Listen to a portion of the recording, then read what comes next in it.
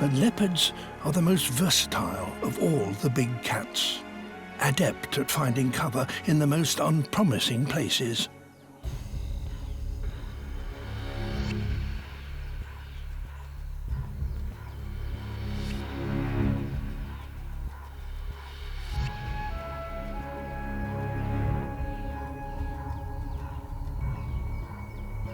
The steep walls of the gully are now her cover for an ambush.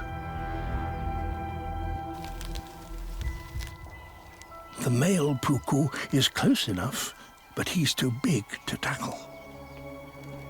She needs to slip past him without being seen.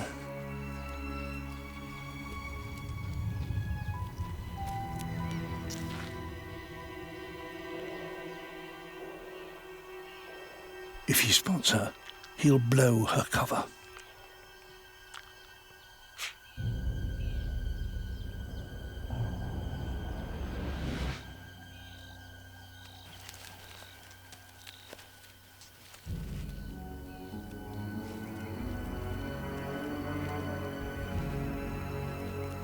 Slowly does it.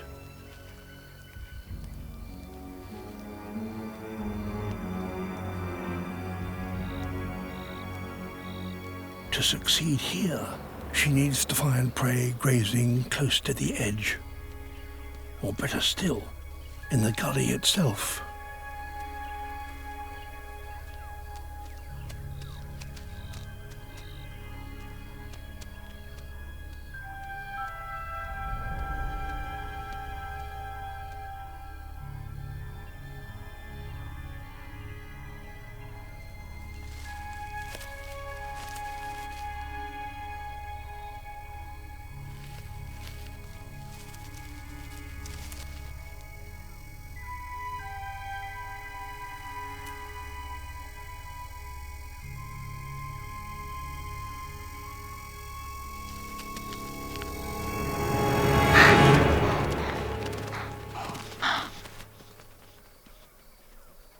Frustration.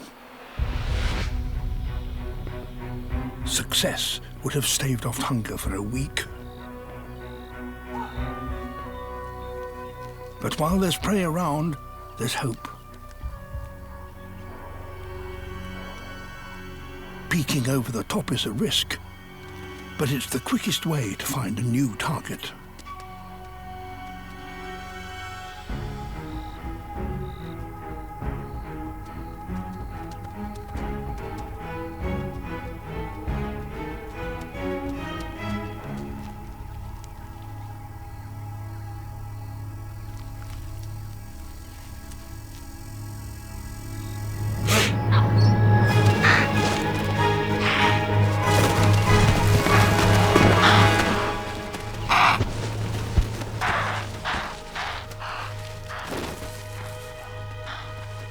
A burst of speed of 65 kilometers an hour, and it's all over in less than 6 seconds.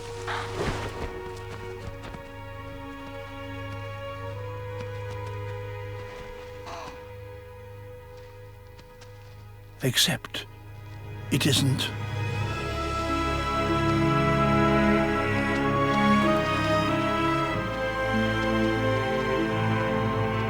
Dazed and disorientated, the impala makes a miraculous escape. Somewhere along this seemingly barren stretch of sand, there is food in great quantity.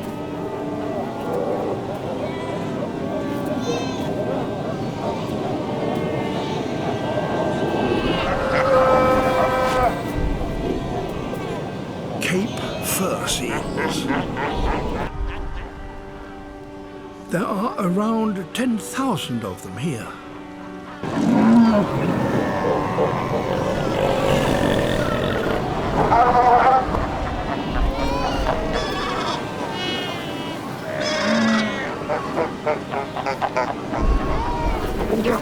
Adult seals are large and strong.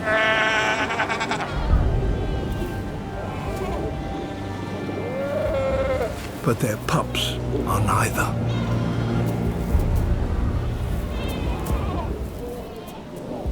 The youngsters are closely guarded by their mothers. The hyena, however, knows to be patient.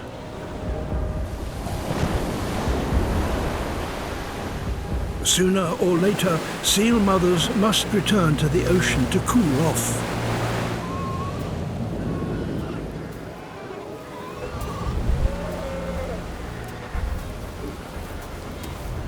A single seal pup could feed a hyena and her family for days.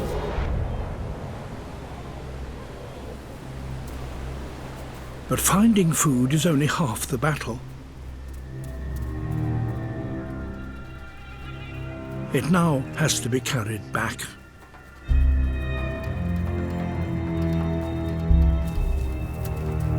A jackal is here too. And it's not alone.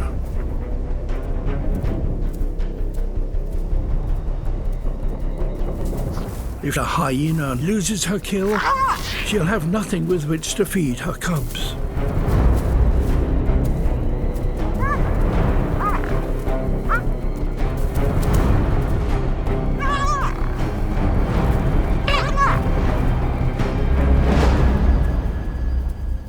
The jackals won't follow her very far from the coast. It's too hot for them in the desert interior.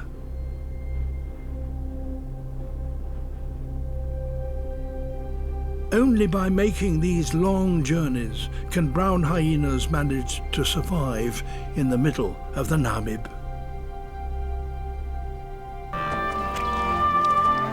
In just 3 weeks, 500,000 calves are born on these ash-rich plains. That's 24,000 a day, 1,000 an hour. Calves stand up within a few minutes of being born, though some need a little more time to find their feet.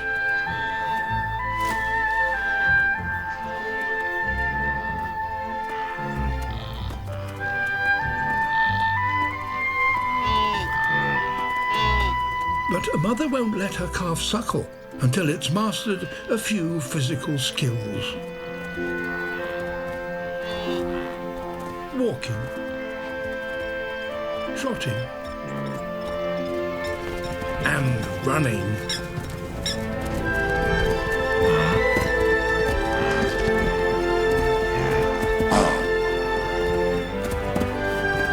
Wildebeest calves must run if they're to stay alive.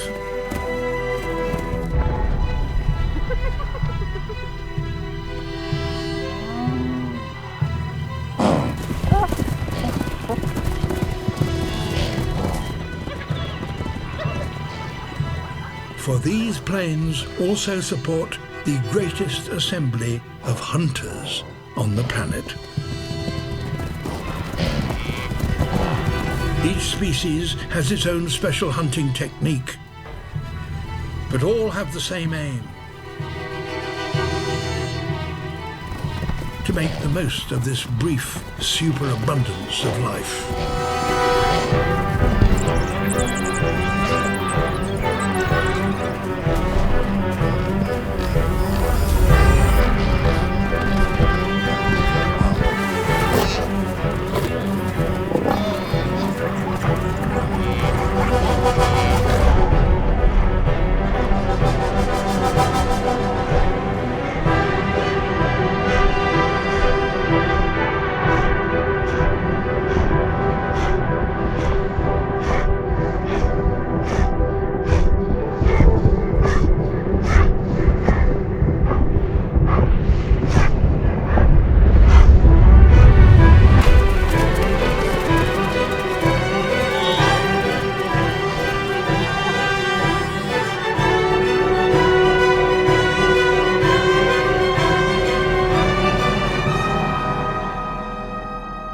Only 1 in 10 wildebeest calves will survive to adulthood.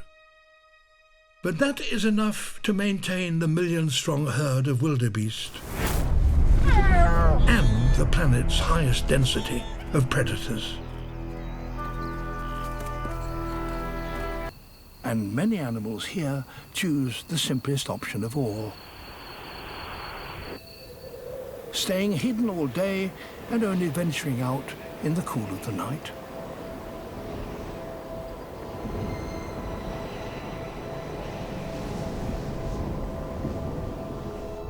As darkness falls, animals appear from seemingly nowhere.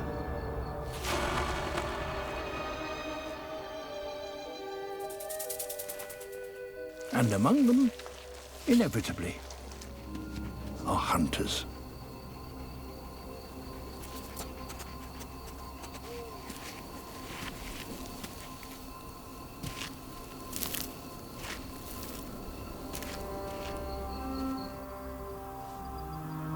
One of the most voracious nocturnal predators is also one of the hardest to see. This mysterious creature hardly ever appears on the surface of the dunes.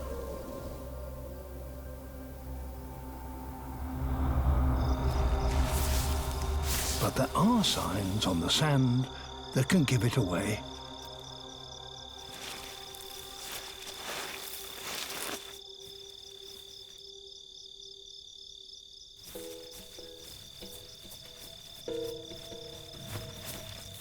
It lives only here, where the sand grains are so perfectly dry and polished that they flow almost like water. It's no bigger than a ping-pong ball. A golden mole. It's totally blind, but there's nothing to see underground anyway.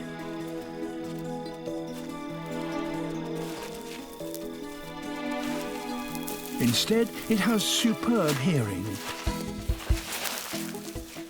Its entire head acts as an amplifier that picks up vibrations through the sand. So, to locate prey on the surface of the dune, it has, paradoxically, to thrust its face into the dune.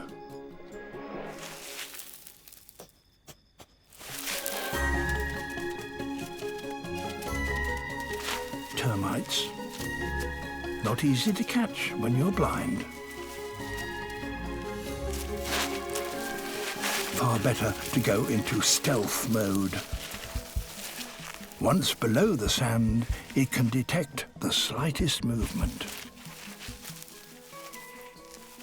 allowing it to strike with pinpoint accuracy.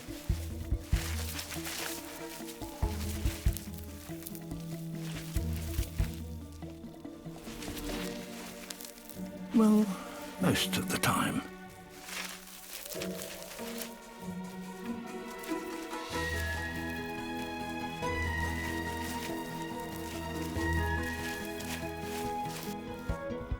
It can travel 1 kilometer a night in search of its dinner.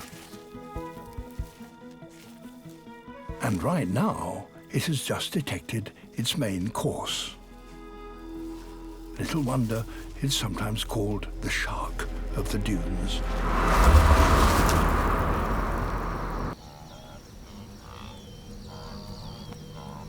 The lions are surrounded by wildebeest on their annual migration.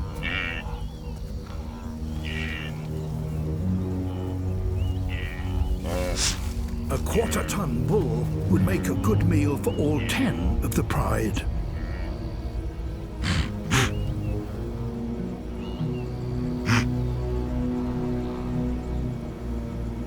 But even though Charm is an experienced hunter, most attempts end in failure.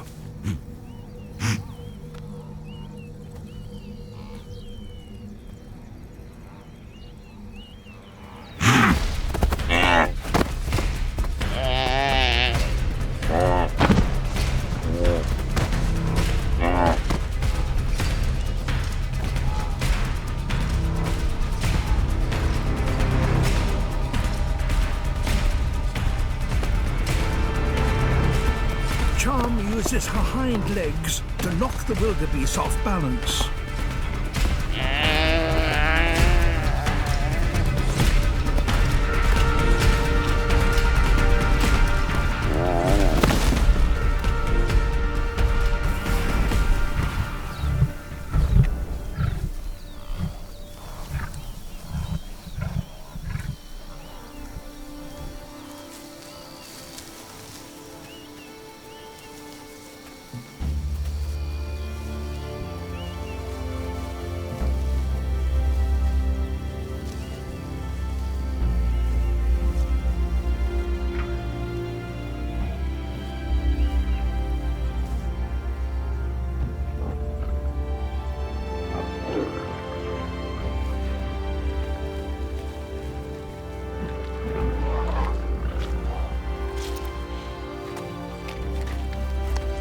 The smallest cubs won't be able to catch food for themselves for another 12 months.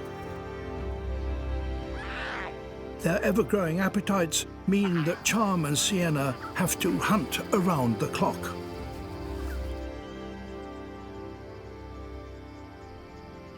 The females are often forced to head out alone. Tonight, it's Sienna's turn.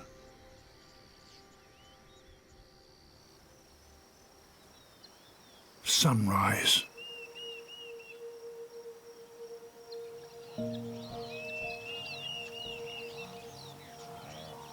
Sienna is seriously injured. She's too weak to move.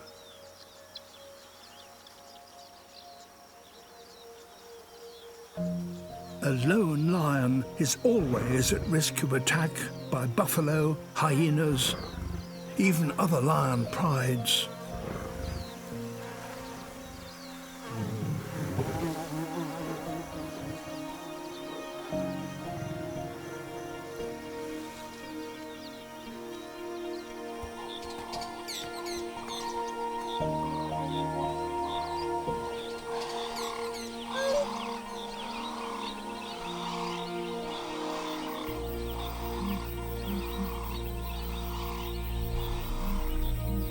It's evening, and Sienna hasn't returned to her family. Now, everything depends on Charm.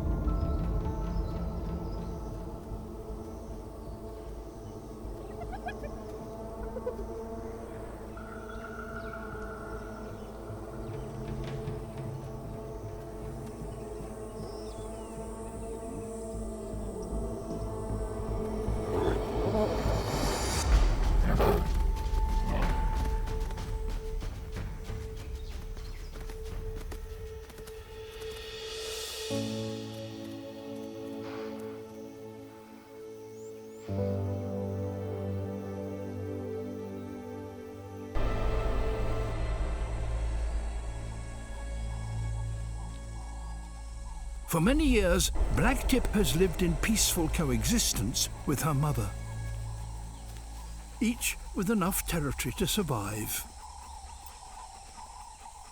But Blacktip's pack has grown huge. It's now 30 strong.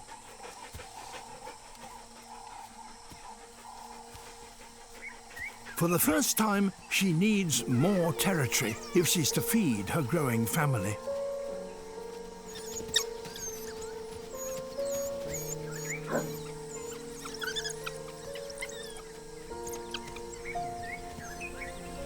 Normally, a daughter would not invade her mother's territory. However, with hyenas ruling to the south and humans having taken the hunting lands to the west, Blacktip has no choice but to turn her sights east towards her mother's lands.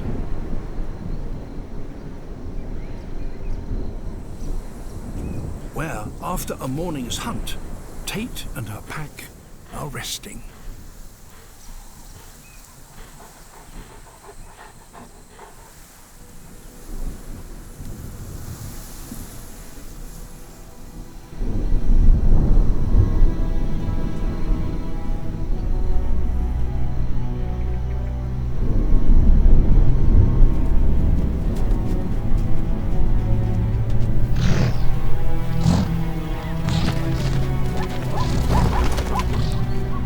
Blacktip's pack outnumbers her mother's by more than 2 to 1.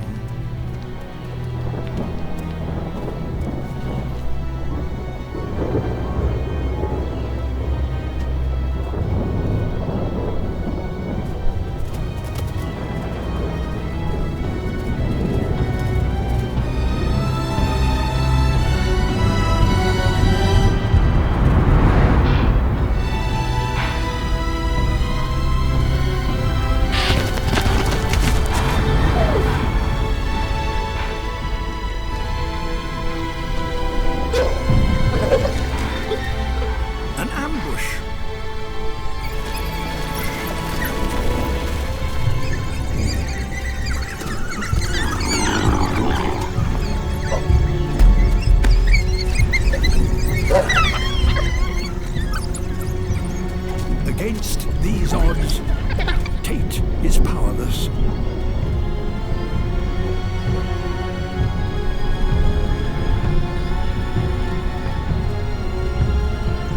Retreat is the only option.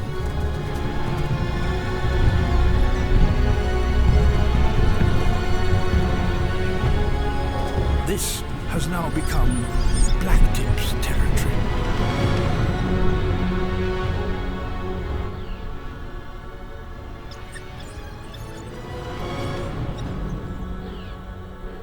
A brief but bloody battle. Tate and her pack are now homeless.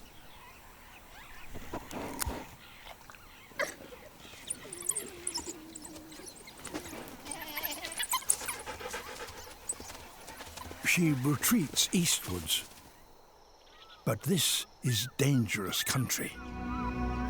The Namib Desert, one of the most exposed places on Earth.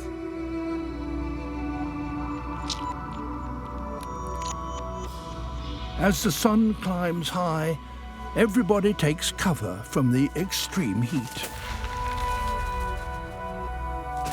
Everybody except the hot rod ant.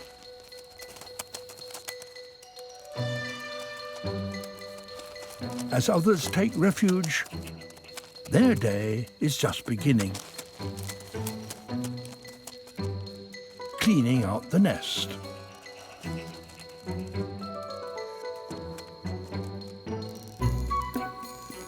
The sand can reach a scorching 70 centigrade. The ants' long legs raise their bodies above the surface, where it's 10 degrees cooler. But if they stand still, they will fry. They must keep moving or risk the same fate as their quarry, the creatures that have collapsed from heat stroke. Too deeply buried, but a good place to cool off. Foraging decisions must be fast. Too big? Perfect. Back to the nest before they also die.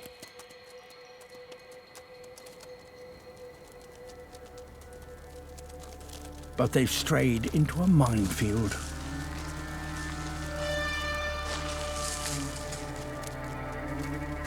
Each of these strange, cone-shaped pits is a death trap.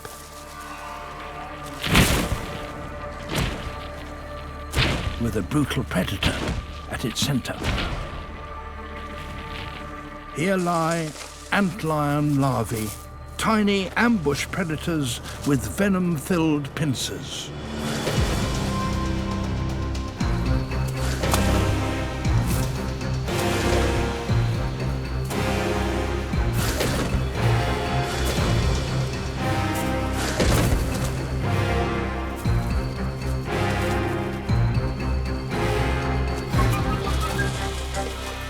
Some ants manage to escape, but the antlion has other tricks. Flinging sand into the air, it creates an avalanche.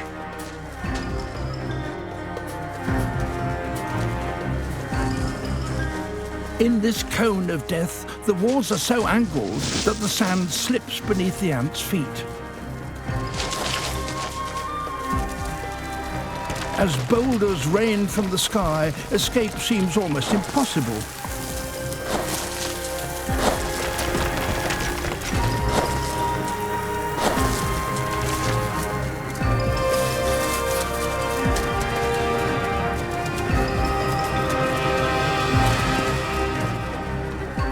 Phew.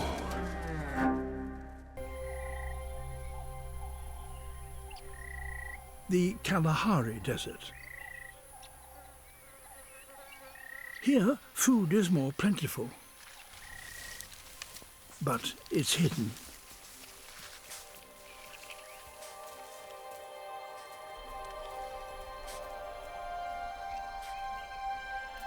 A pangolin.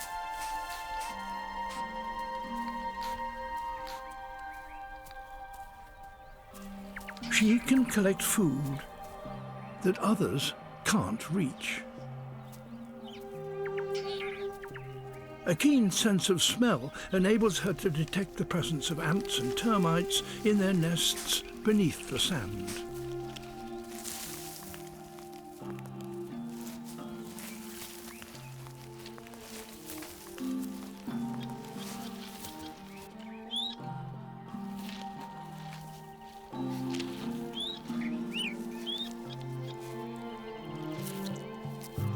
Her sticky tongue, some 30 centimeters long, enables her to collect them from deep underground.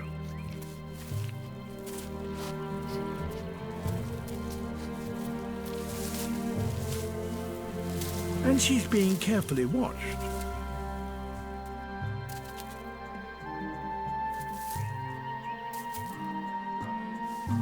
The drier it gets, the deeper the termites live. Many are way beyond the reach of even a pangolin. But not of an aardvark.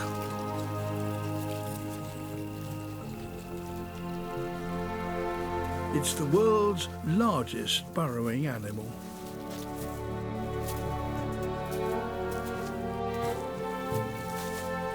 Its sense of smell is extremely acute.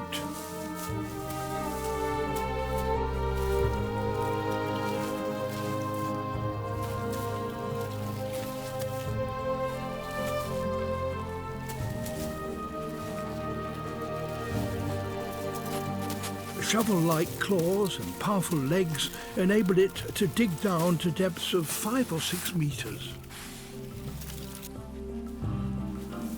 A full-grown aardvark needs to eat about 50,000 termites every day.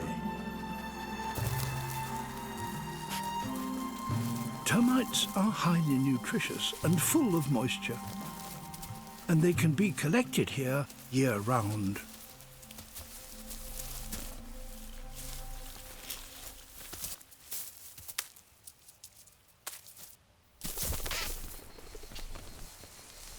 Aardvark are usually nocturnal. But the fact that this one is foraging in daylight is a sign that food is scarce. Recent droughts in the Kalahari have led to low termite numbers, and as a consequence, aardvarks here are close to starvation.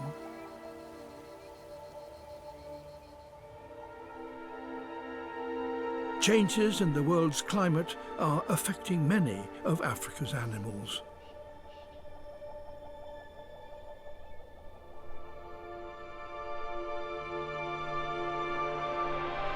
It's predicted that in the next century, southern Africa will warm twice as much as the global average.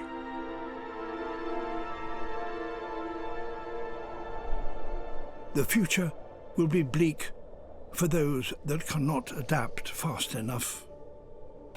A giant tortoise. These creatures can float and live without food or fresh water for long periods of time. This isolated atoll is the perfect refuge. Their only enemy is the sun.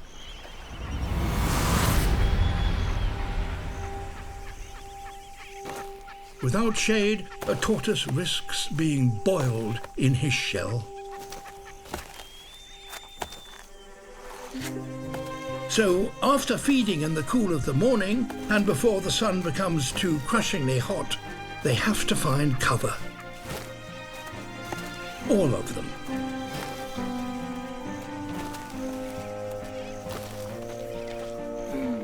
There is very little vegetation, but caves in the coral rock can provide the shade they so badly need.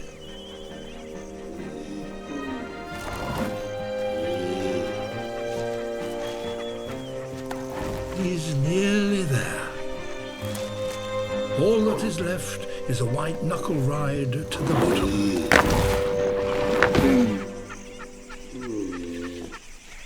And he's in. Thousands of others are still out in the sun. This tree could shade a couple of hundred if they pack tight.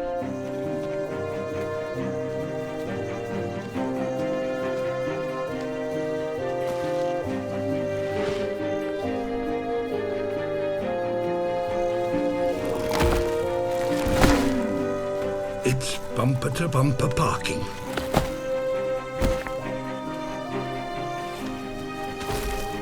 Within an hour or so, all must find shade of some sort if they're to survive.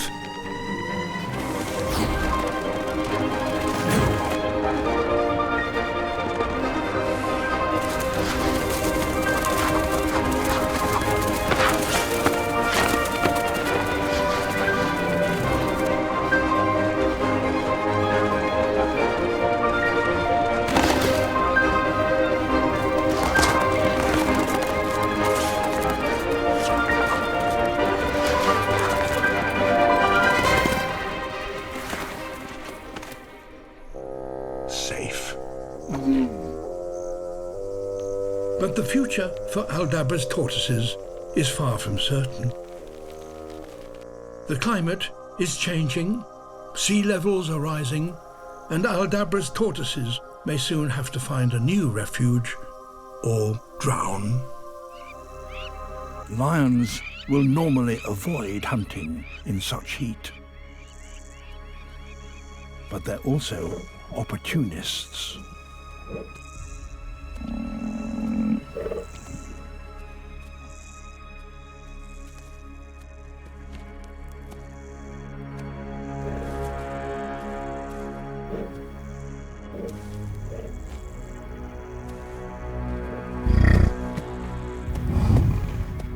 The lions will need to bring him down quickly before they overheat.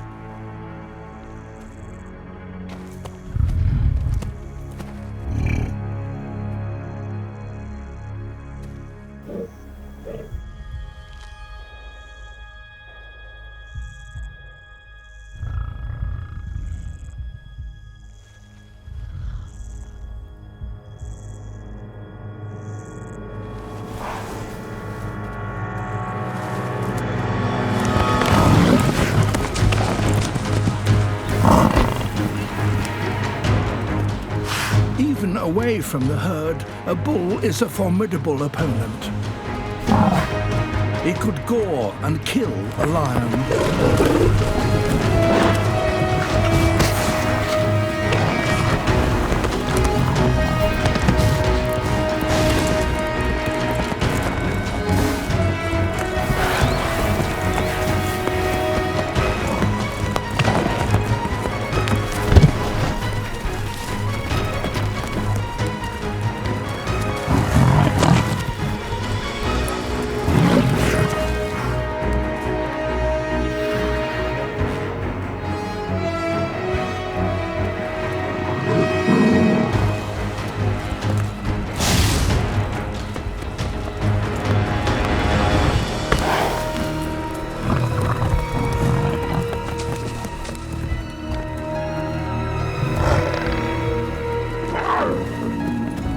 Close to overheating, they finally succeed in bringing him to the ground.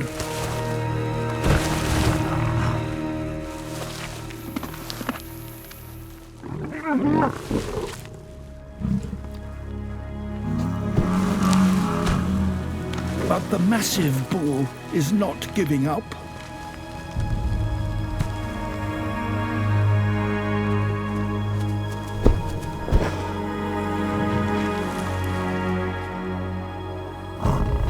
Against the odds and the full weight of the lions, he regains his feet.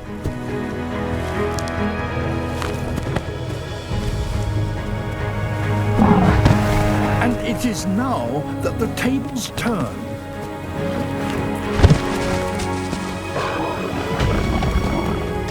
The lions are exhausted. After a 20-minute struggle, only the bull has the energy to finish the fight.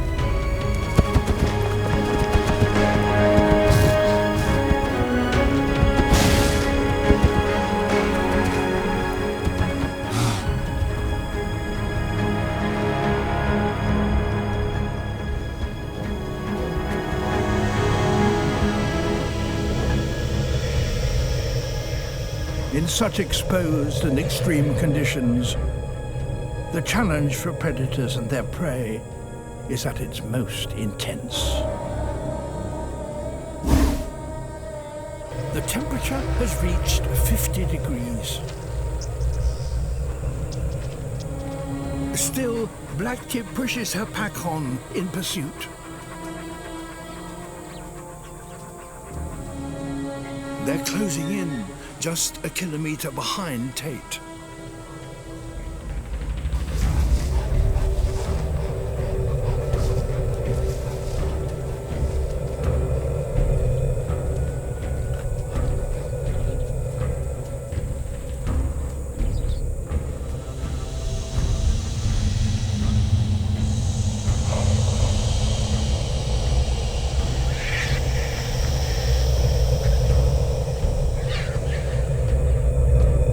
Finally, the heat is just too much.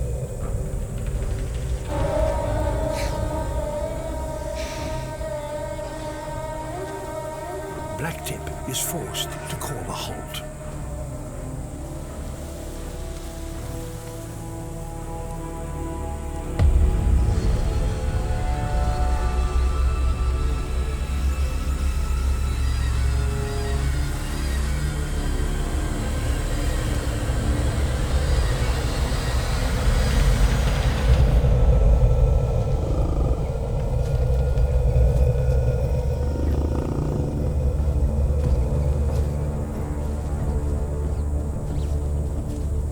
Danger is approaching.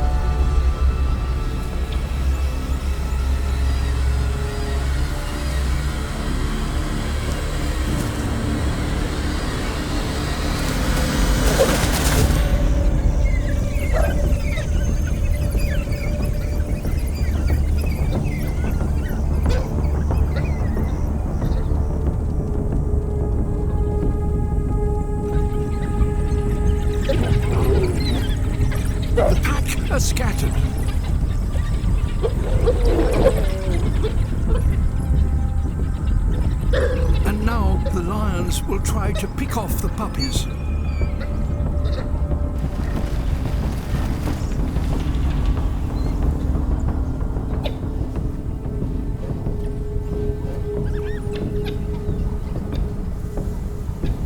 There's only one adult with the pups. That won't be enough to save them.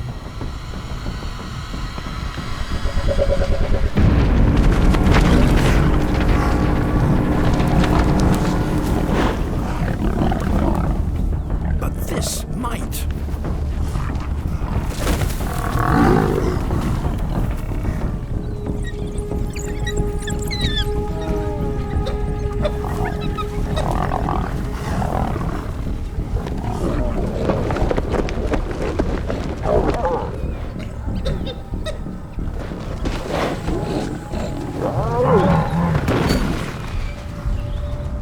Buffaloes and lions are always in conflict.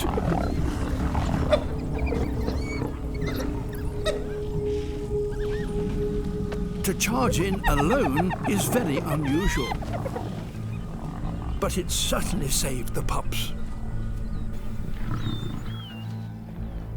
As they mature, young males begin to explore the boundaries of the pride's territory.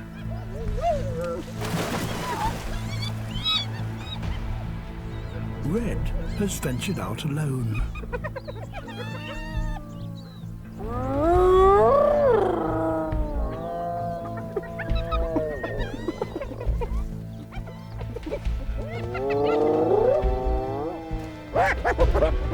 And blundered straight into the middle of the hyena clan.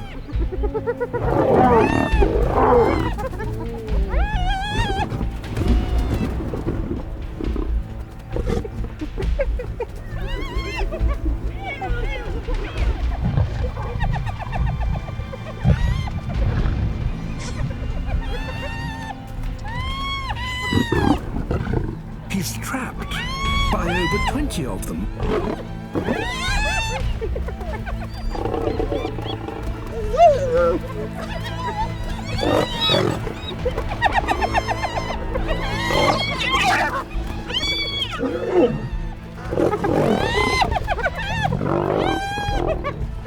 The pack tries to wear him down.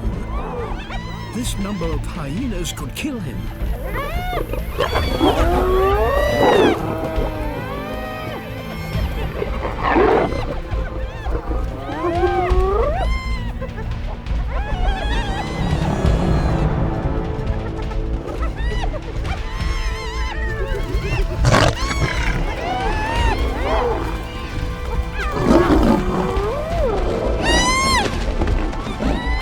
It's impossible to fight them all at once.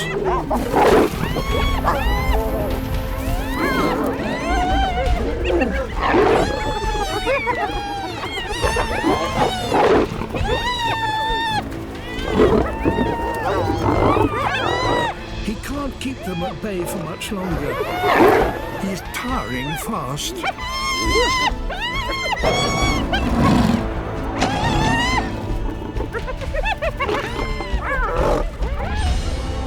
His ally, Tartu, has heard the commotion.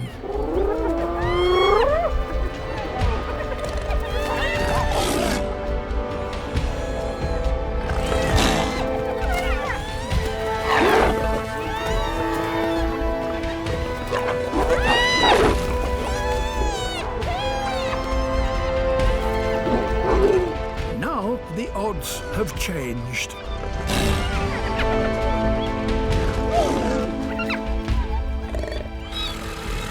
Even for 20 hyenas, a pair of male lions is too much to take on.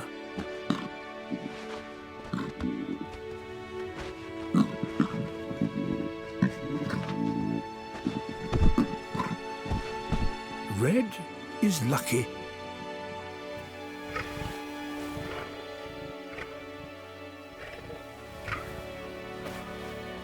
Tartu has saved his cousin's life.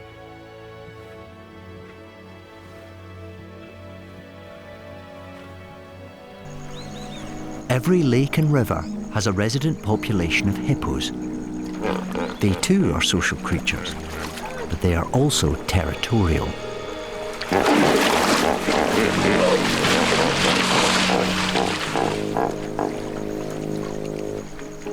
Spy hippo is going where few others dare to go.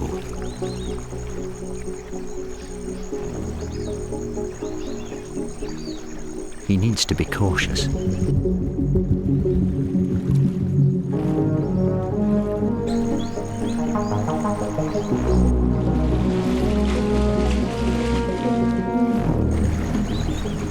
His subjects are notoriously bad-tempered, and they could be anywhere.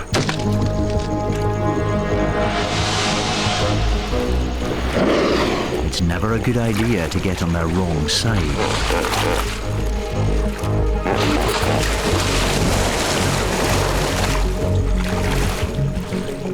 The spy hippo has been given a warning.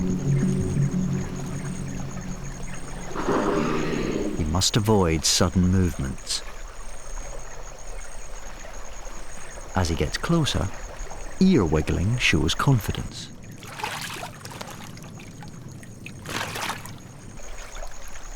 Facing one of Africa's most dangerous animals, spy hippo must hold his ground.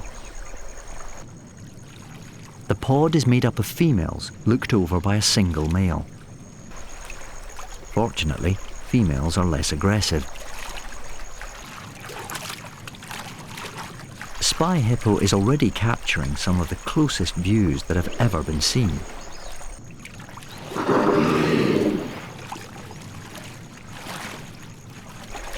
But hippos spend much of their time below the surface. As the hippos dive, so must spy hippo. He mimics their movements. Rather than swim, hippos walk underwater.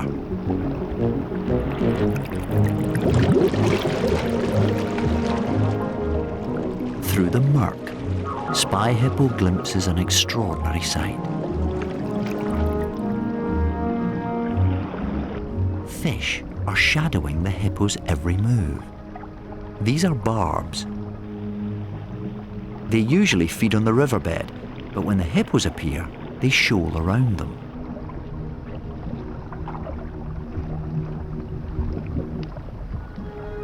As spy hippo moves closer, it's clear that their skin is a maze of cuts and scratches.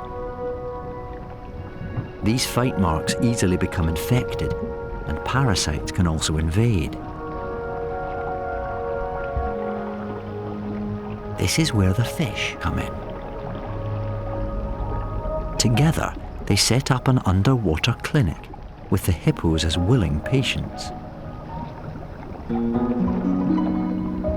The barbs may be skin specialists, but they'll try a bit of dental hygiene too.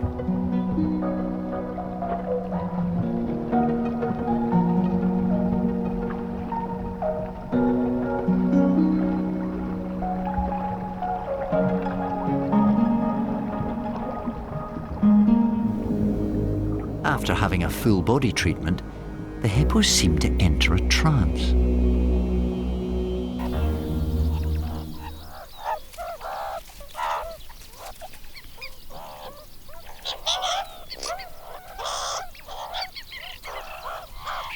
She's the biggest meerkat they've ever seen and requires serious examination. She's been made to smell like the colony, so this reassures them.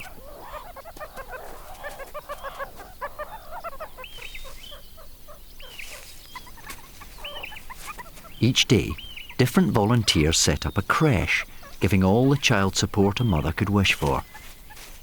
They share roles, including sentry duty.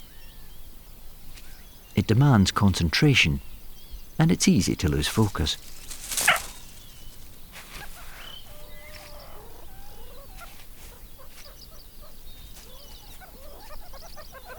And sometimes it's good to have someone watching your back.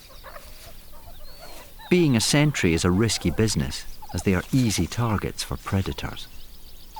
But But with young pups to protect, they take greater risks by climbing higher. Here, they can see predators earlier, but are vulnerable to birds of prey. Their self-sacrifice is about to be tested.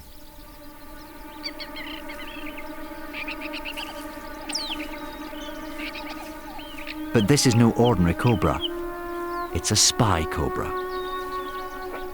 With no regard for her own safety, she prepares to face the snake.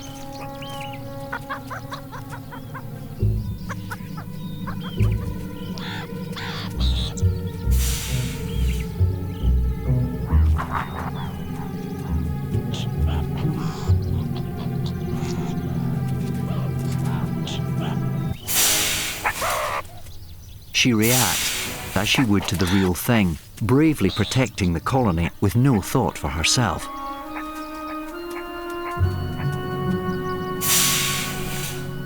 Her aim is to harass the snake into leaving. But with Spy Snake holding its ground, the meerkat calls for reinforcements. This is where fraternity comes into its own.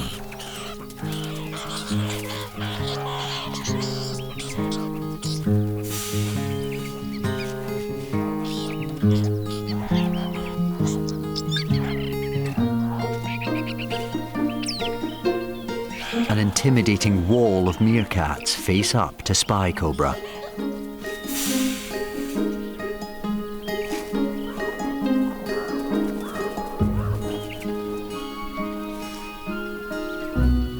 They push their luck as far as they dare, goading the snake to strike.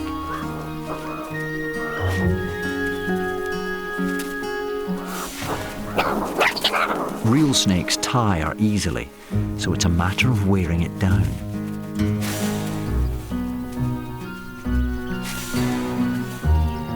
But one meerkat senses there's something different about this serpent. It may look and move like a real snake, but it shows no sign of leaving.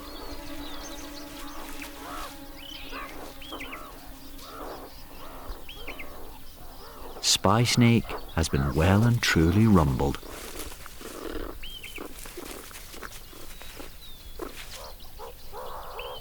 Satisfied he's harmless, the meerkats go back to what they enjoy best: relaxing among friends.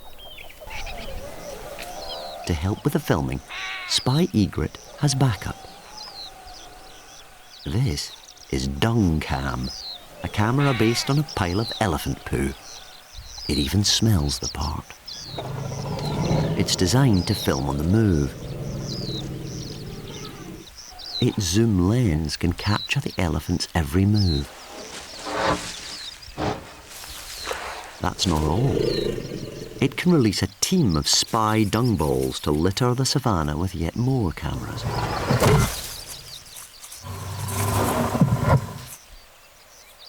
One dung ball is radio controlled and can travel without any visible moving parts.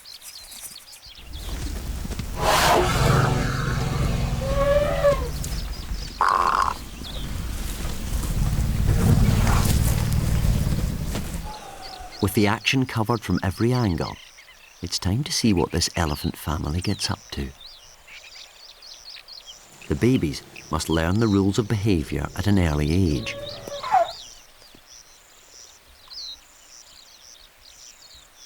Wrestling older siblings is a favourite pastime.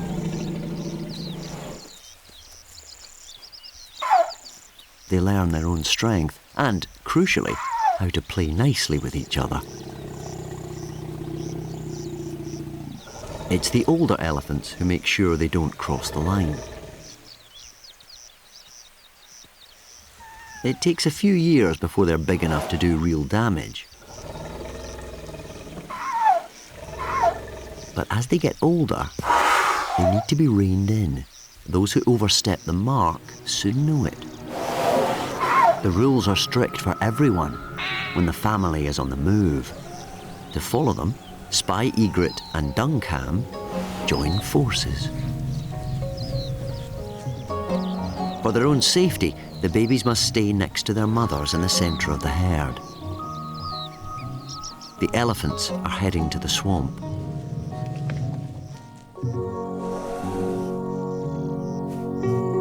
A place to cool off as the day heats up.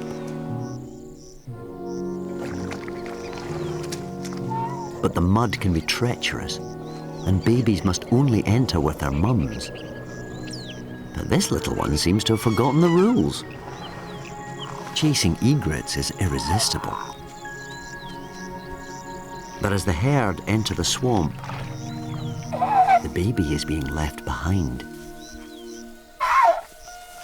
Realizing his predicament, he looks for his mother and thinks he's found her.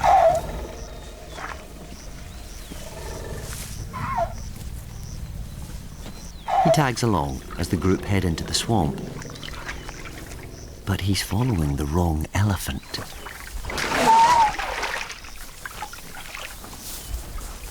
With his mother nowhere to be seen, he's lost in a confusion of trunks and legs.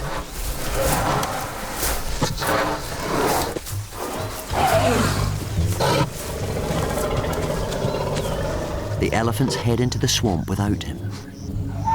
The baby is now alone and afraid.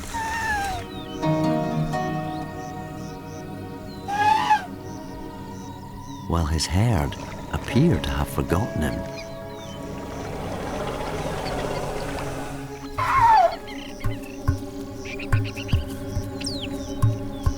He can smell that his mother is out there, somewhere.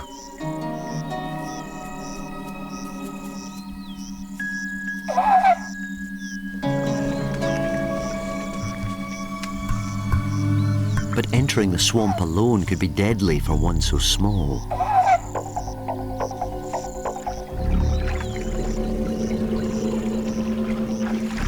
He's really starting to panic now.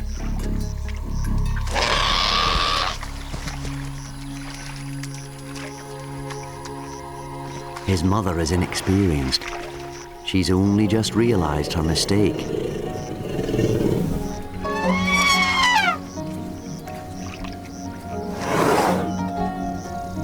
Both will have learnt from what happened.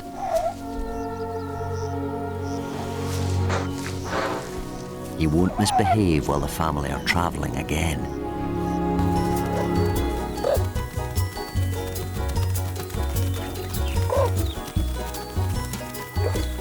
These bizarre little birds are baby ostriches. They're just a few days old. In time, they'll become superb desert survivors. But in the Kalahari, these early days are perilous. Like leopards and meerkats, adult ostriches can extract all the moisture they require from their food. The chicks, however, won't survive much more than another day without water. But there's none in sight. How can their parents conjure up water out here?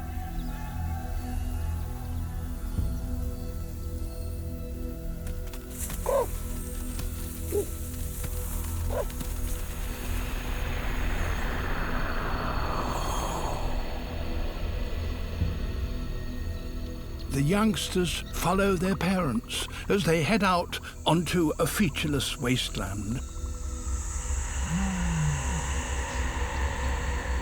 It seems like a suicidal journey.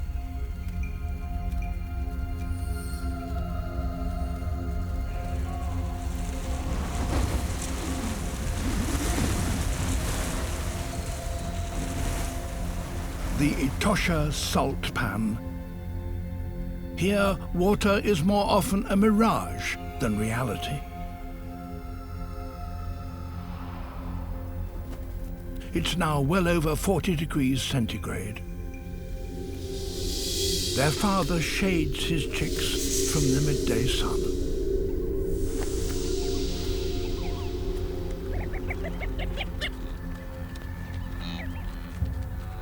Another mirage? No, the ostrich family is not alone out here.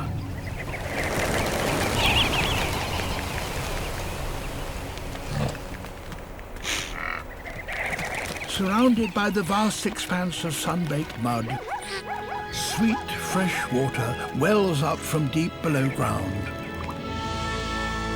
like a miracle.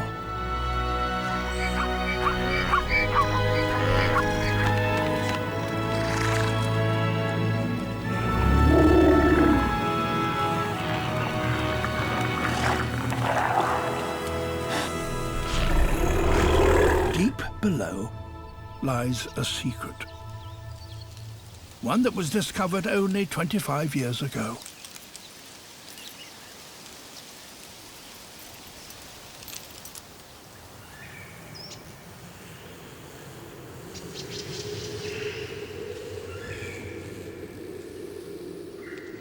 Humid air rushing to the surface gives this place its name, Dragon's Breath Cave.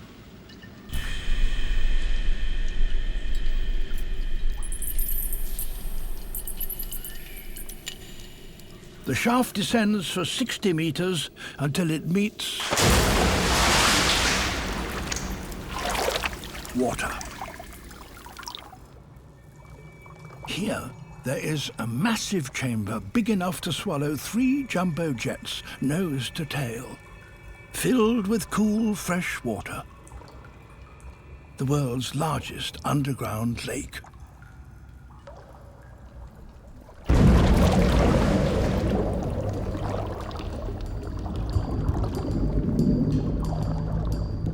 This is fossil water. It's been trapped here undisturbed for thousands, if not millions, of years.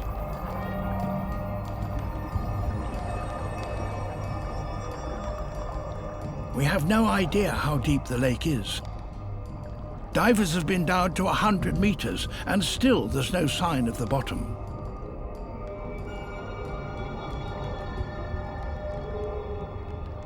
Remarkably, Dragon's Breath is part of a vast cave system that extends beneath the Kalahari for thousands of kilometers.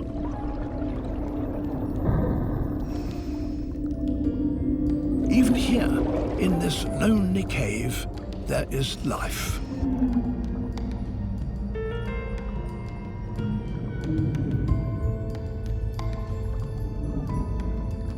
Golden catfish, only found in this one cave. They're the rarest and most isolated fish in the world. Life down here is as challenging as it is in the desert above. There's no food except the debris that occasionally falls onto the surface.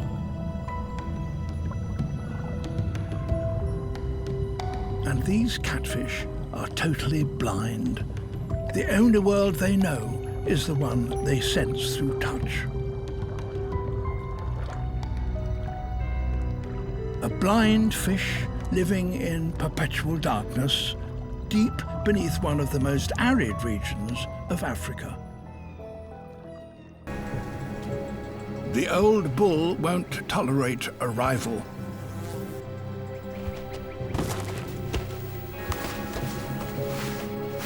Pushing and shoving, they size each other up.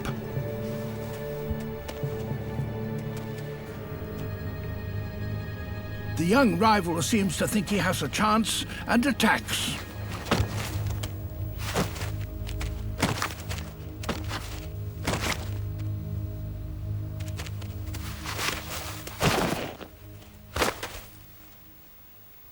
The first few blows usually settle things in such battles, but here the stakes are high.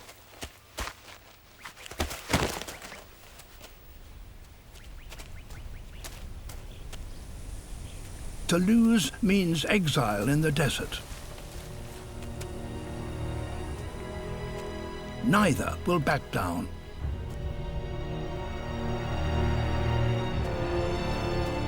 As the fight intensifies, they change tactics. The young male aims for the rump. The old bull targets his rival's legs.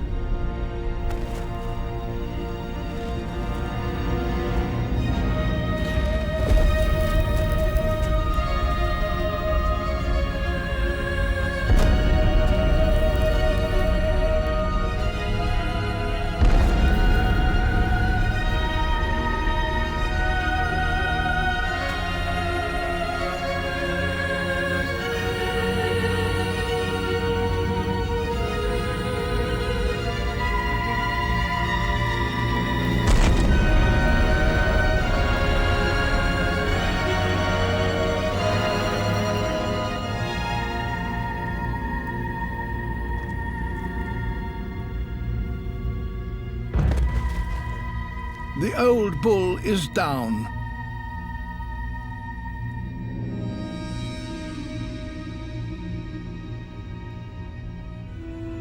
Is this the end of his reign?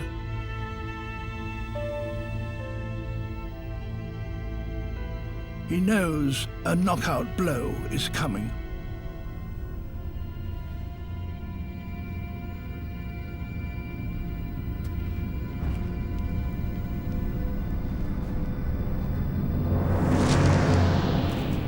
But the old bull ducks.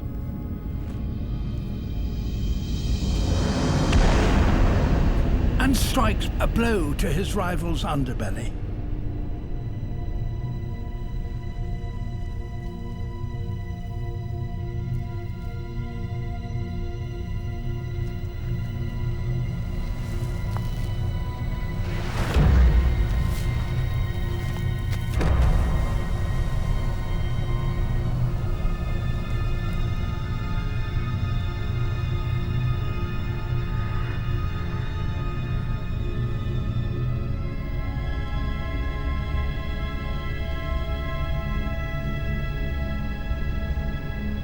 Out for the count.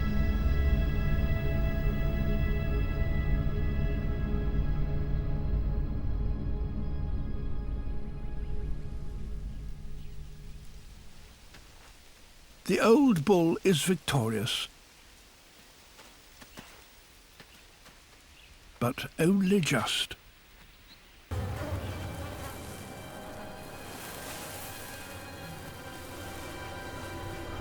This agama lizard has spotted an opportunity.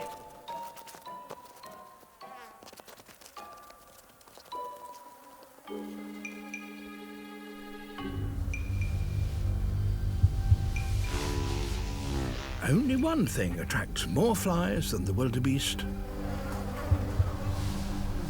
Lions that have eaten wildebeest.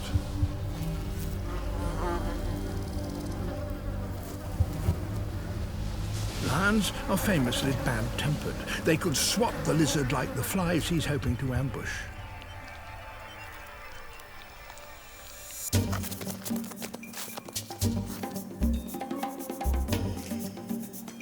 He will need to pick his target carefully.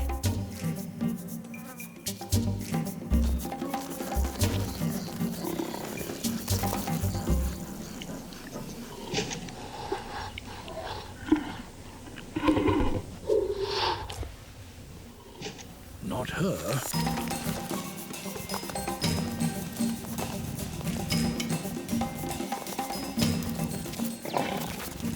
Or her. Maybe.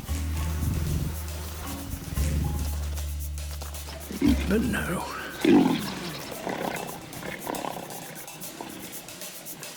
To be within striking distance, he's got to hold his nerve. Got one.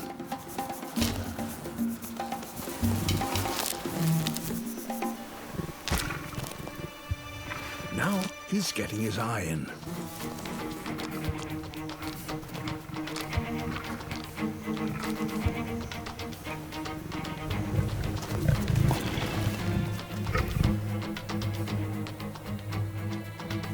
But this might be a bit ambitious.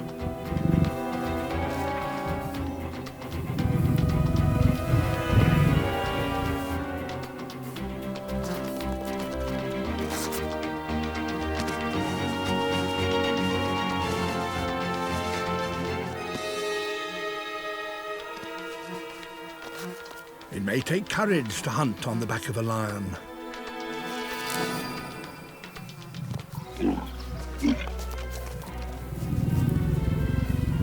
But it takes sense to know when to run away.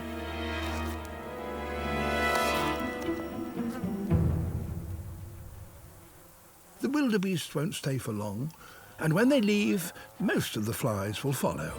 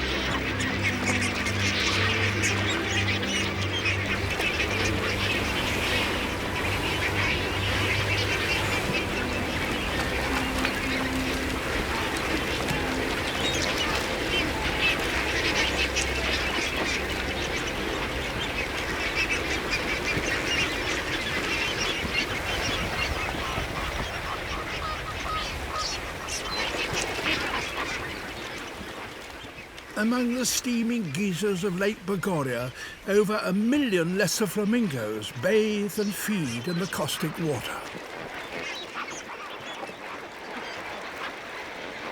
They gather whenever the algae bloom.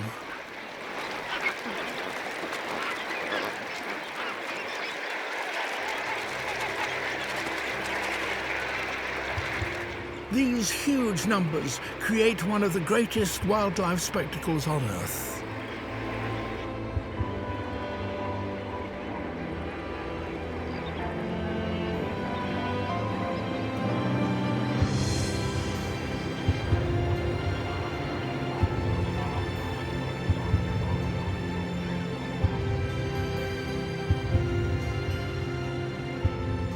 Almost all the world's lesser flamingos live on this chain of lakes, moving from one lake to another as the amount of algae in each changes.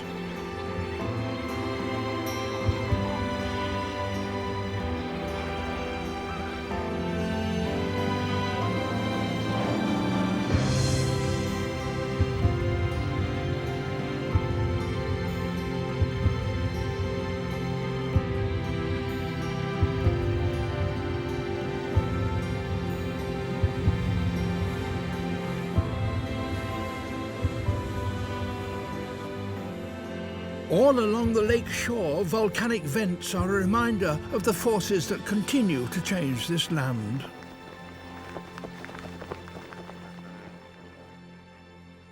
And a streak of colour on the horizon signals that relief for the parched plains is on its way. A crowned eagle has been desperately waiting for what she hopes the rain will bring. Food for her hungry chick. Nesting here has been her biggest gamble. Her chick's life depends on the arrival of creatures from the far rainforests of the Congo.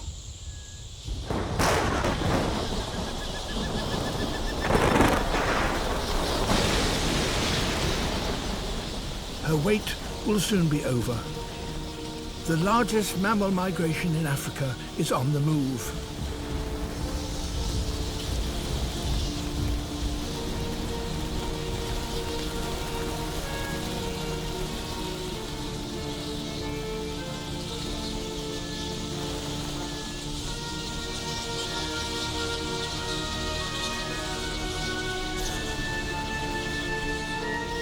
"10 million fruit bats are drawn to this tiny forest on the edge of the eastern savanna. The bats flock here to gorge themselves on fruit.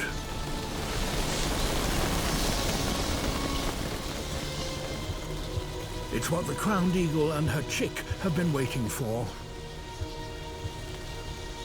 But they're not alone. Other eagles have flown in from miles around. Fish eagles, martial eagles, and they're all after the bats.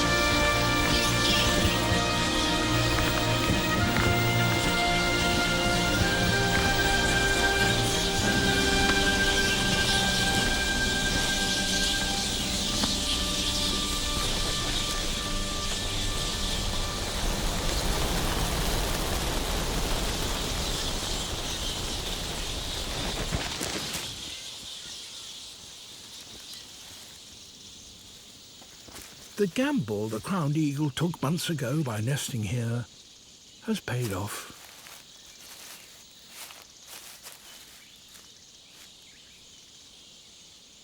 She is the only eagle to actually nest in this forest.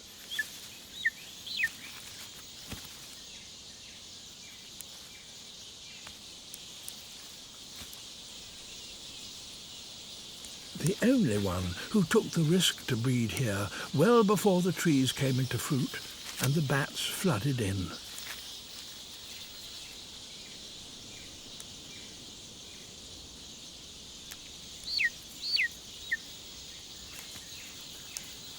She only breeds once every 2 years, so her timing must be perfect.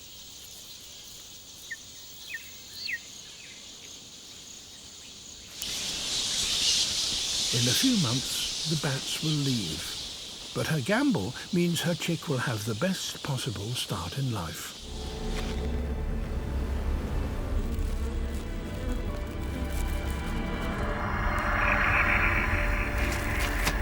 But their secret is out.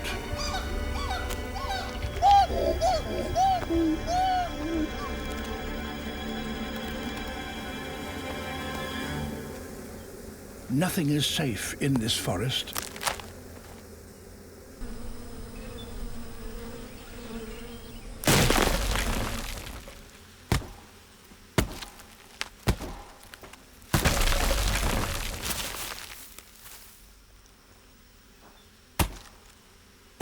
Chimpanzees love honey.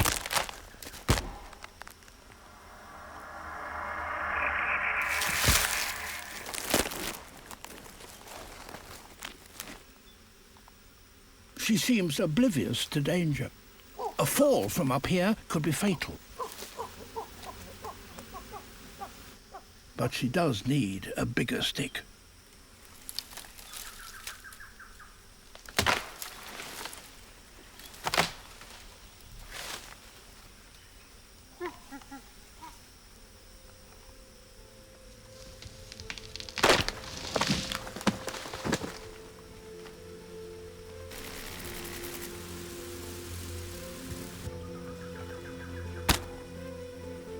Only a chimp has the ability to break into a stingless bee's nest as well hidden as this.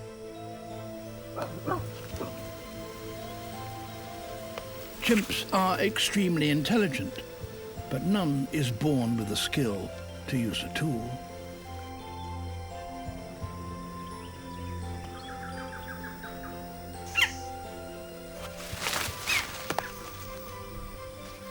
Youngsters like this one must learn by watching.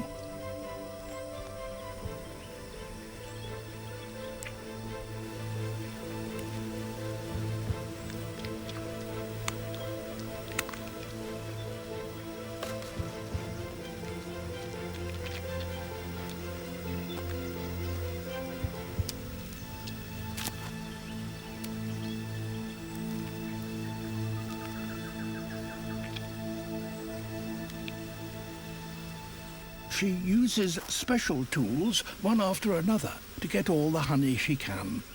And in a few minutes, she destroys what took the bees years to build.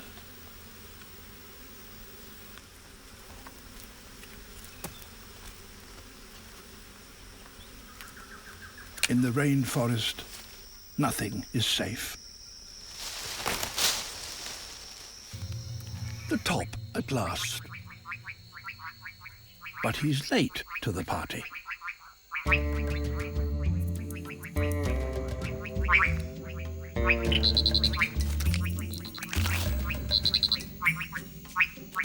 The higher a male sits, the further his voice will carry. So the top slots are worth fighting for.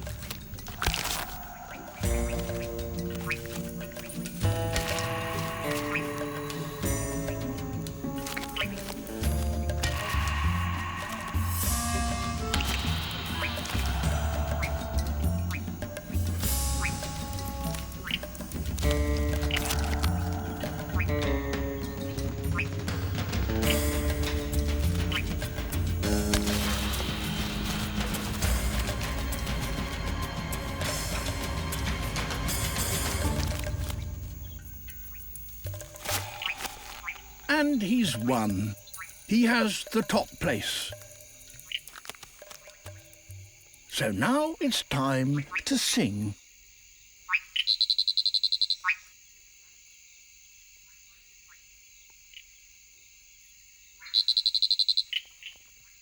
and a white-bellied female responds.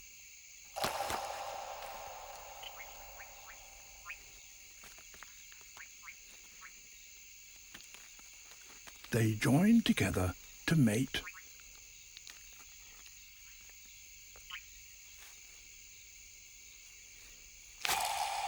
The loser will have to wait for the next storm before he sings again.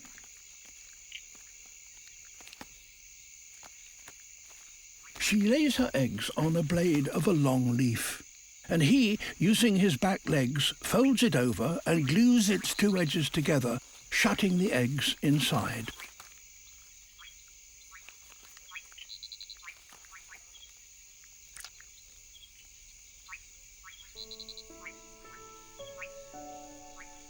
This sealed nest is the safest place these leaf-folding frogs can find to protect their precious brood.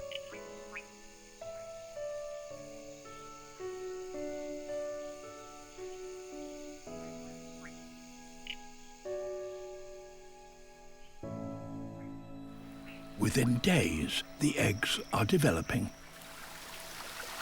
The timing is perfect.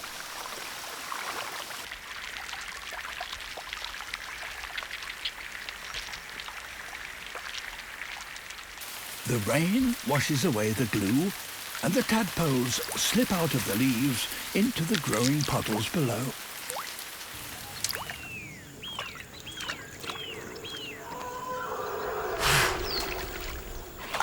The precious salts and the chance to socialise bring in elephants from far and wide. If an elephant is in the mood to mate, this is the place to be. This young bull is in a state of must, a kind of sexual fury.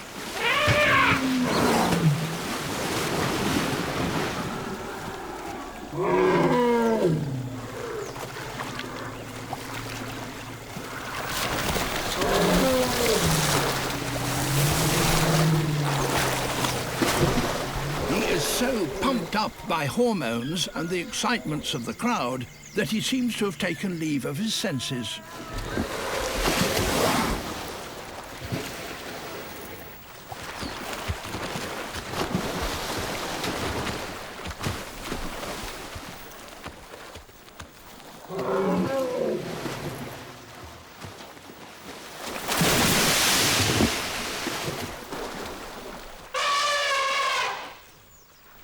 But will throwing his weight about impress the females? The cows only become fertile once every 2 years, so opportunities to encounter one at the right time are not common. This could well be the first chance this young male has had. He's lucky, and there are no older bulls around to put him in his place.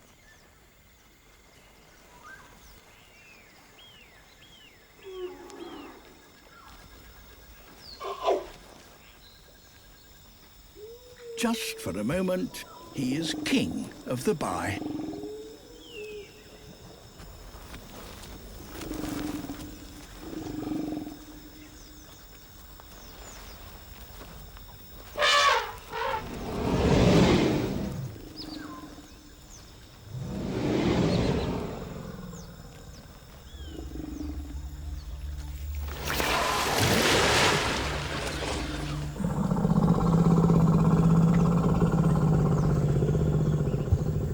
But his rule doesn't last for long. Enter another lusty bull. And a much bigger one.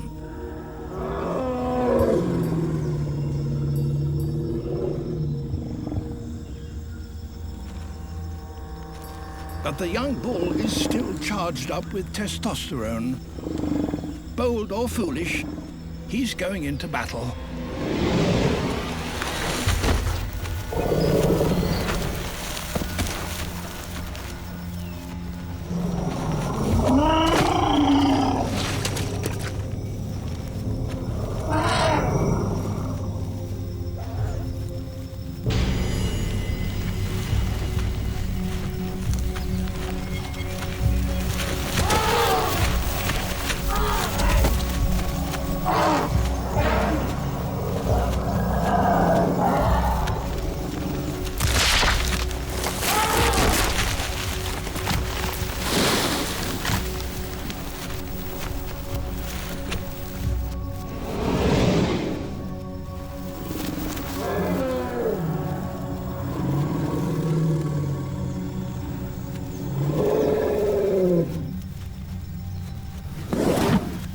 never really had a chance.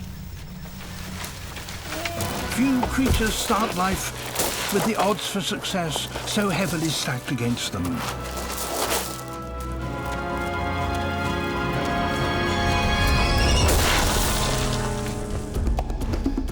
Yellow-billed kites,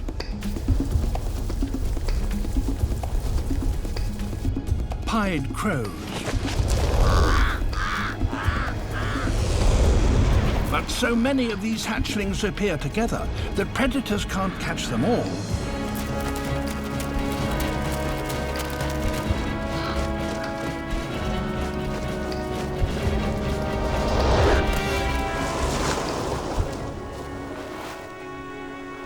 Last out, this baby might seem doomed.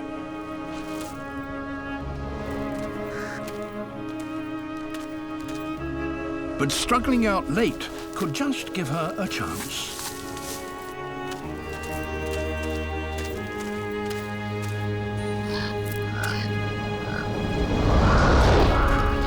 The crows seem insatiable.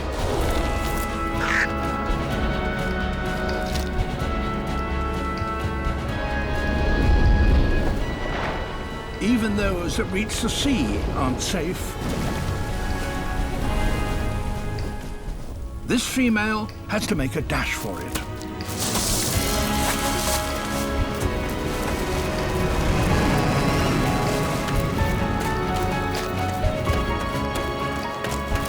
She's still in danger, and not just from above.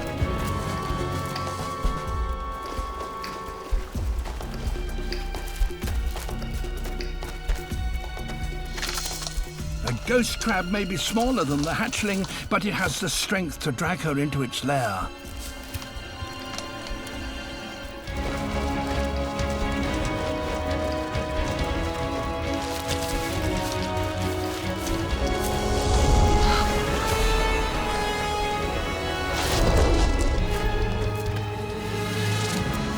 Not this time.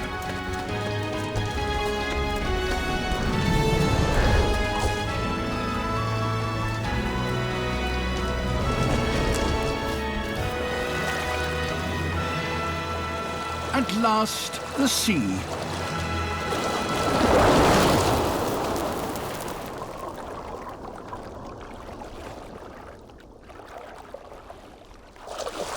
She has to catch her breath if she's not to drown, but the pounding waves make it desperately difficult.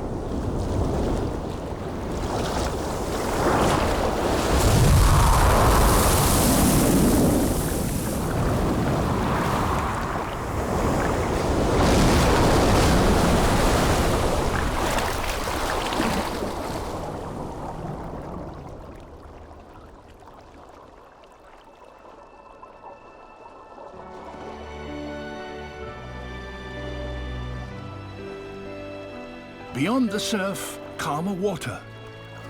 But even here, the hatchling is not out of danger.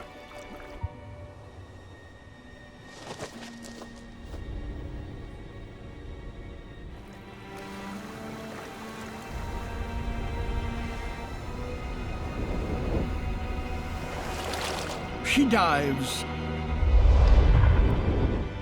just in time. After the rains, butterflies have emerged together in huge numbers. As soon as their wings dry out, they will take to the air.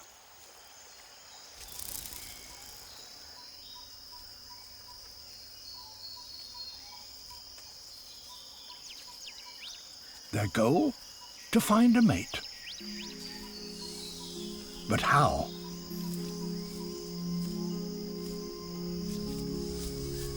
There may be thousands close by, but the foliage is so thick it's difficult for them to find each other.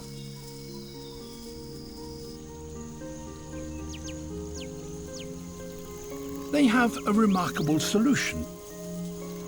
They follow rivers upstream and travel to higher ground. The journey can take hours of determined flying. Eventually, they emerge into the only open space there is.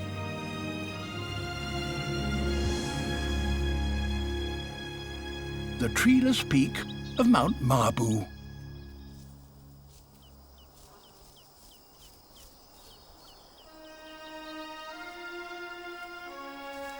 Up here, free from the confines of the forest, they hold a butterfly ball.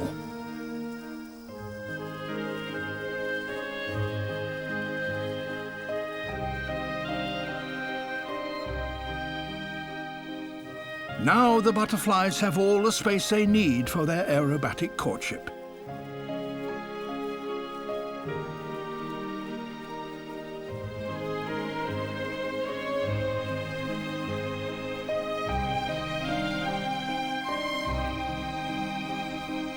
The male's strategy is simple.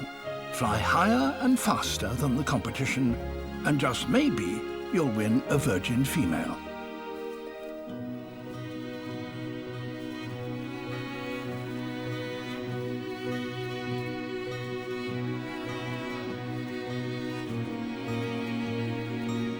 This spectacular gathering, unseen by outsiders until now, happens for just half an hour each morning, and for just a few weeks in the year.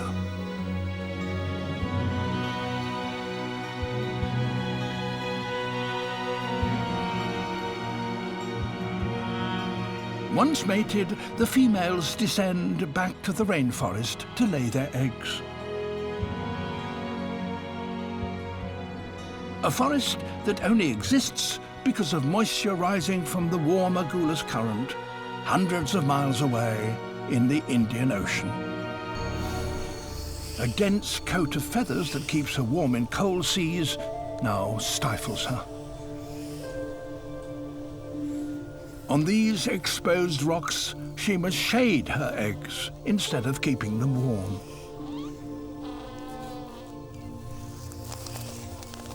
Everything here seems the wrong way round.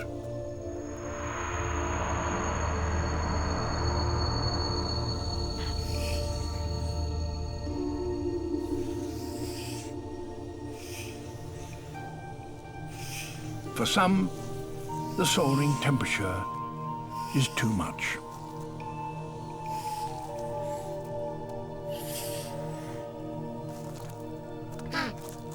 A neighbor deserts his nest.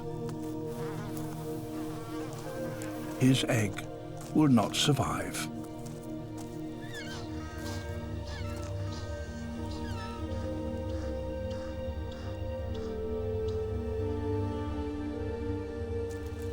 He's not the only one to give up.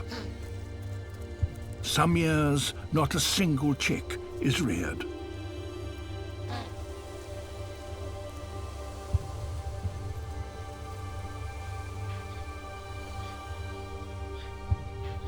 Penguins are adapted to withstand temperatures of 40 degrees below zero, not 40 degrees above.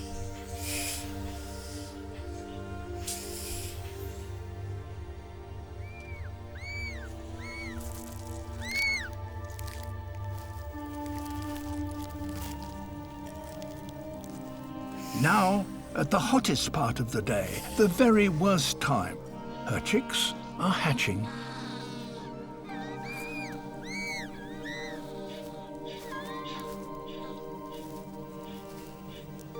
Just when they need her most, she's reaching the limit of her endurance.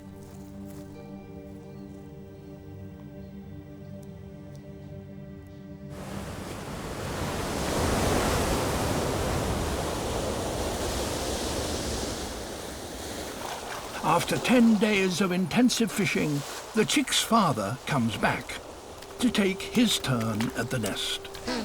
But will he be too late?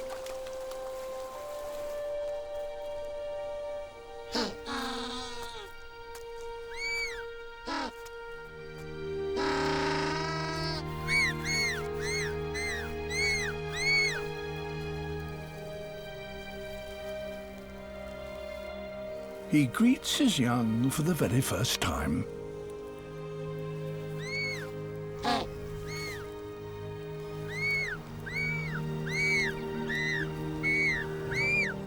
A lone Grevy's zebra. He weighs close to half a ton and could go for 3 days without drinking.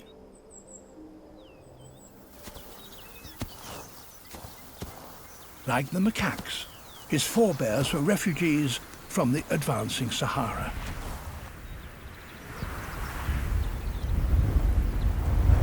The land is scrubby and dry.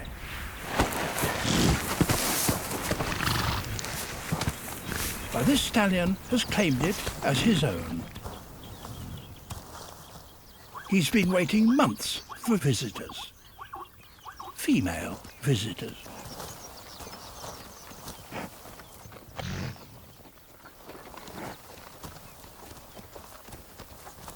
If they like his territory, they might stay a while.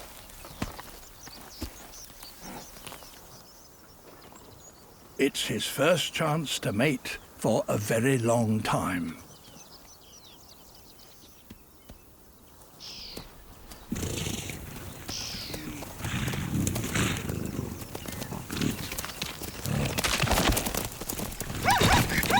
Hardly a success.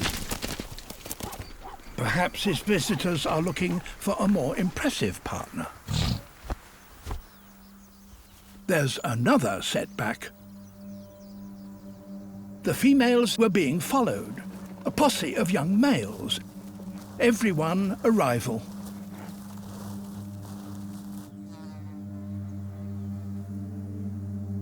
It's time to separate the men from the boys.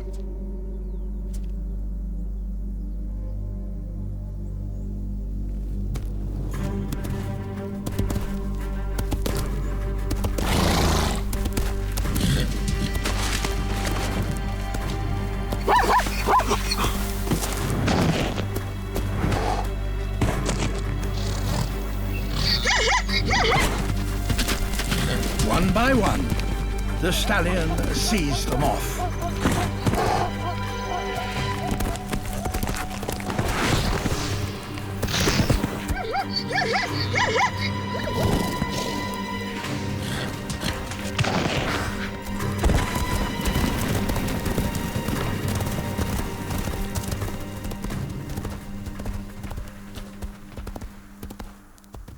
The females had ringside seats, and his prowess has not gone unnoted.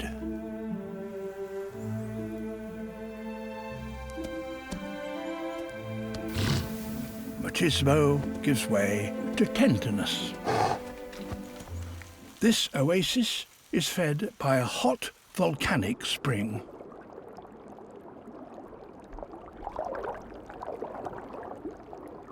Slightly away from the stream of near boiling water, it's cooler, and fish can live. These are tilapia. Hatchlings stick close to their mother. There are other dangers here beside the scalding water.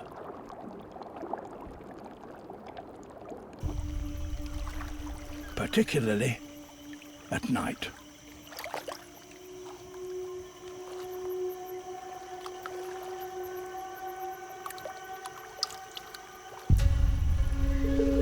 Crocodiles are stealthy.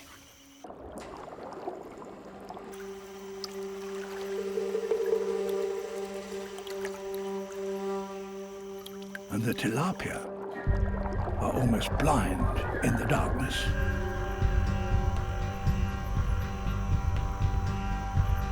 In panic, they all leap to escape the hunter's approach.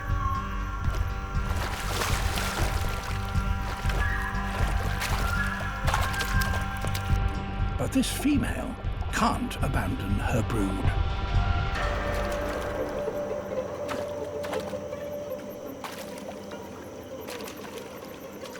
The crocodiles won't be thwarted. They too can leap.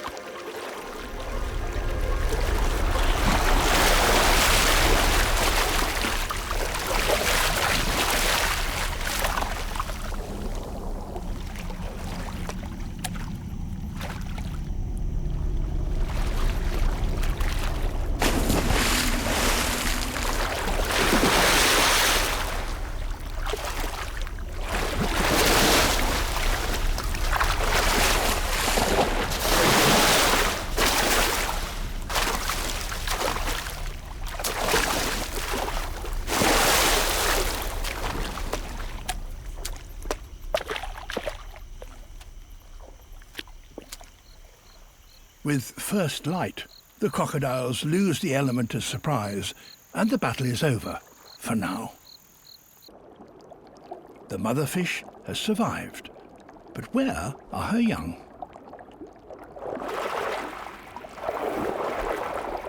All present and correct. They spent the whole night sheltering in her mouth. The contest will be repeated at sunset. There is nowhere else to go. It's approaching midday. A fringed-toed lizard is hungry. He's on a stakeout. Flashy scales reflect some of the sun's rays. Nevertheless, the heat is almost unbearable.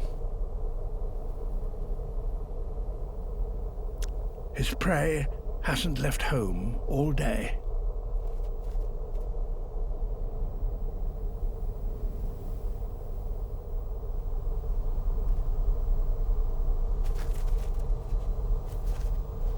The lizard is the last animal still out on the dunes. But even he can't take it anymore. To survive longer, you'd need a spacesuit. And in a way, that's what these insects have. Silver ants' armored skin reflects light. They can tolerate temperatures that would kill any other land animal. Even so, they can only survive for less than 10 minutes in the midday sun.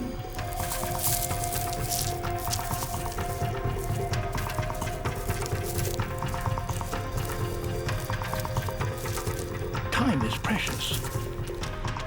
The ants race to find food as soon as their predators go to ground.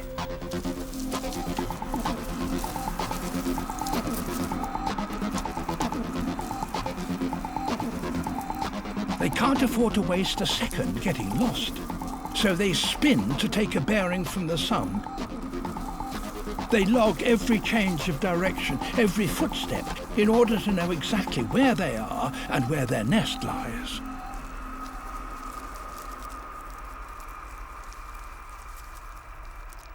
Only 4 minutes to spare, and they found a victim of heat stroke. A meal. But it's going to take a monumental effort to get it home.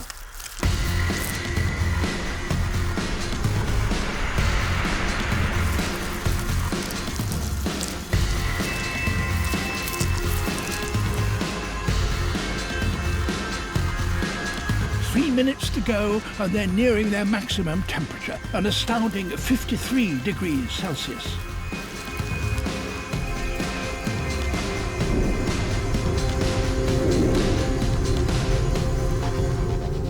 But there are already casualties.